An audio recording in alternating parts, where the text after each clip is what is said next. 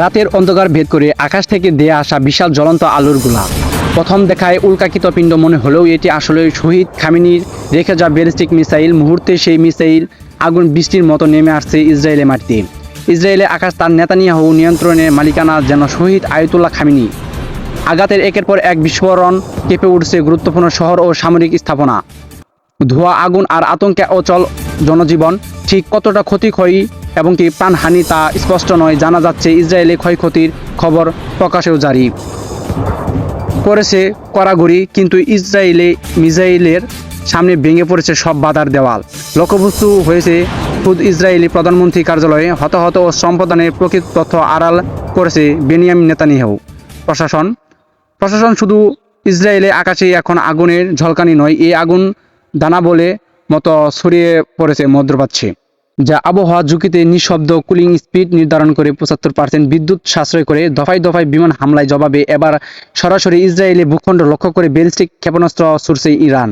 Tehran থেকে ছাড়া এক যুগে কয়েক ডজন মিসাইল ছুটে গেছে তেল আবিবের সহ পুরো ইসরায়েলের উত্তর ও দক্ষিণাঞ্চলের দিকে। সাইরেনের বিকট শব্দে আকাশ জুড়ে আগুনের ঝলকানি, আশ্রয় কেন্দ্রে ছুটেছে মানুষ। ইসরায়েলের প্রতিরক্ষা বাহিনী বলেছেন ক্ষেপণাস্ত্র প্রতিহত করা হচ্ছে, কিন্তু ক্ষয়ক্ষতির পূর্বচিত্র জানানো যাচ্ছে ইসরায়েল তেহরান এবং হামলার প্রতিরোধ হিসেবে।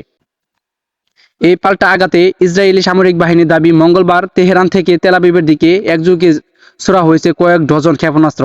কাতার ভিত্তিক সংবাদ মাধ্যম আল জাজিরা জানায়, ইরান, ইসরায়েল ও আমেরিকা যৌথ বিমান হামলায় পরে এই পাল্টা আঘাতে হানাইছে তেহরান। লক্ষ্যবস্তু ছিল ইসরায়েলের সবচেয়ে জনবহুল শহর তেল আবিব এবং দক্ষিণাঞ্চল সামরিক স্থাপনা।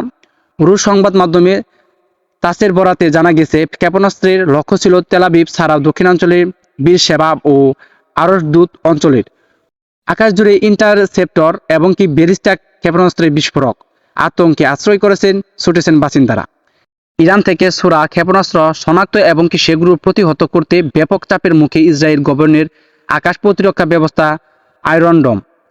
বিশ্লেষকদের মতে একযুগ বিপুল সংখ্যক ব্যালিস্টিক ক্ষেপণাস্ত্র নিক্ষেপ করে প্রতিরক্ষা বলয়নকে ব্যস্ত রাখার কৌশল নেই তেহরান।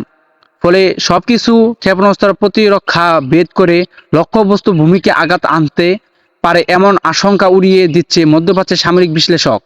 আগে তেহরান রাষ্ট্রীয় সম্প্রচারের মাধ্যমে ভবন এবং এবিন ডম কারাগারে ইসরায়েলি বিমান হামলায় খবর আছে।